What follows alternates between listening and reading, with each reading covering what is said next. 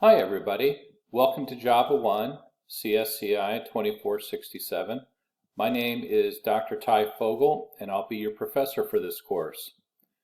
Under course information, you'll see faculty information. This is how to contact me. My email is tfogel@cscc.edu and that's the best way to contact me.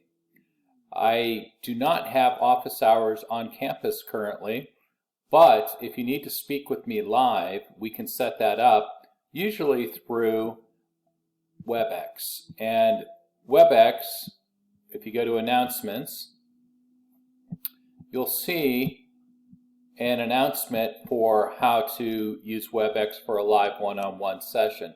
Essentially, we would discuss things over email, and if you needed to speak with me via WebEx, I would just send you an invitation. If you've never used WebEx before, it's quite easy. WebEx would install a small helper application on your computer and you would just be linked to my website and we would be able to connect. So don't be shy. If you need to contact me, please do. So as far as email is concerned, if you have a question about the course, that's great. You can email me there. Even if you have questions about your lab, we can start there. So let's say you've got a lab assignment that's due the following Monday and you just have questions about it. You've started it, but you can't quite get it done. I want you to also email me the lab, attach it in the email so I can see what you've been working on. That's the first step. And then the second step is to do a WebEx if we can't resolve it. When you do email me, please use a proper salutation, use proper character casing, capitalization, include punctuation. Clarity of email shows that you've thought about how you want to ask a question and it's clear to me what you're asking. So I need you to use email in a proper format. So that is that's emailing me and contacting me. Under course information, we have a couple of very important documents: the units of instruction document and the syllabus. So first, taking a look at the syllabus. Now, one thing I want you to note is when I recorded this video, it's spring semester 2021, and that's what a lot of things are going to reference. But I'm not going to re-record this video every time a new semester rolls around. So I just want you, whatever section number you have, whatever semester it is, the same will apply. If something no longer applies, then I'm going to re-record the video. Okay, so we've got a course description, what we're going to go over here, and we've got student outcomes, okay, what you will learn in the course, okay, and a couple of key things here are mentions of textbooks. So we've got two in the course, Think Java and Java, the Complete Reference 11th edition. Now, those are, for you, free in the course. So what you would do is go into our classroom and under textbooks. Now for Think Java, it's quite easy because there's a PDF, boom, you click on it and you've got it. For Java, the Complete Reference, you need to go to log into Safari and follow the instructions through the Columbus State Library to be able to read and work with that book. You won't be able to download it, but you'll be able to work with it. Now, if you do want to download it or you want the paperback version, then you would contact the publisher and download it or purchase it from the bookstore. Okay, going back to the syllabus. We also have software that I'll talk about in a second. But right now, let's go down and look at the points available in the class. So we have lab exercises, which are 10 points each. There are 14 of them for a total of 140 points. The other two major points in this class come from the midterm, and final, each of which are worth 50 points. There are 2 major quizzes, each worth 30 points, for a total of 60. There are 5 small quizzes, just 5-minute quizzes, under Java Basics Review. And what we want to do is re-emphasize throughout the entire term certain things that you learn early on so you don't forget them, because they're important building blocks for everything else to come. There's a debug exercise, which is worth 20 points. That will be the same week that you have the midterm, halfway through the course. And the first week you'll have something called Syllabus quiz. What we want you to do is to be able to know exactly what's expected of you in this course, and we emphasize that through the quiz.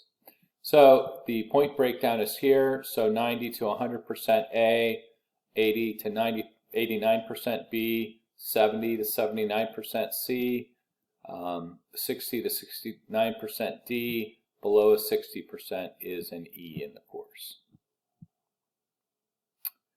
Okay, so in this course we have due dates, and each of those due dates are explicitly listed on our Units of Instruction document.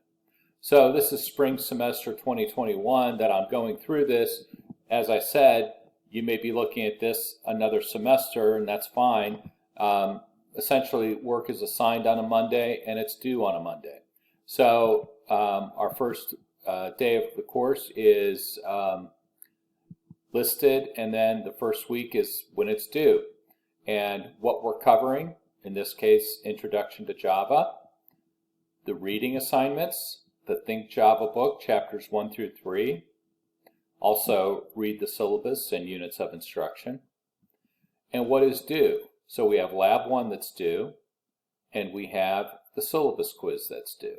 Let's take a look in the course as to where those are. So if we go into our classroom, we scroll down, we have the Unit 1, Introduction to Java. This is where you'll find any helpful videos, any examples, essentially the breakdown of the material in addition to the readings. In Unit 1 we also have tips for installing the course software. You need to watch this. This is important. This talks about how the steps you have to go through and the order that you have to go through to install the Java JDK and then IntelliJ, or IDE. We also have lecture notes available here and other helpful things. Okay, so once you've read all the material, watched videos, then you're going to start your lab assignment. Lab assignments are under labs. Okay, and it talks about how to turn in, for Lab 1, how to turn in one Java file for grading. And then it's got the Lab 1 instructions. It's got the due date, and it also says that syllabus quiz is also due. Now, where do you find the syllabus quiz? All quizzes, no matter large quiz or small quiz or test, would be under the Tests Quizzes link. And we'd scroll down, and there's the syllabus quiz. Okay. We also have a practice quiz here, so you can see about just kind of how to take quizzes in Blackboard if you've never done so before. All right. So, okay, that is week 1, and each week is going to build upon itself in that way. So refer to the Units of Instruction document often, because you have to keep up with the due dates. Everything that's assigned is due 1 week later. So Lab 1 is assigned on this date, and then it's due this date.